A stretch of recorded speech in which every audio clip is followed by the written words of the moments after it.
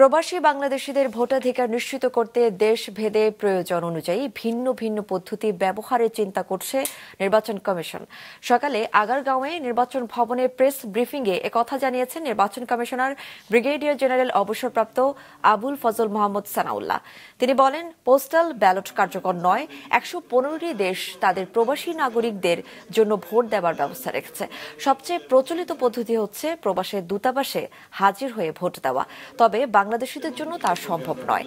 তাই 3টি বিকল্প থেকে প্রক্সি ভোটকেই বেছে নেওয়া হয়েছে। কর্মশালায় বিভিন্ন বিশ্ববিদ্যালয়, মন্ত্রণালয়, এনজিও, বিদেশি সাহায্য সংস্থা অংশ নিয়েছে।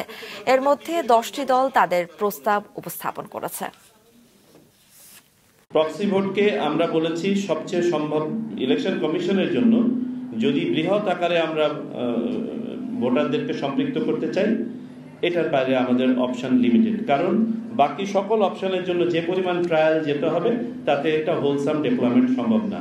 এবং আমাদের অবস্থান এখনো ইলেকশন কমিশনের পক্ষ থেকে অপরিবর্তিত।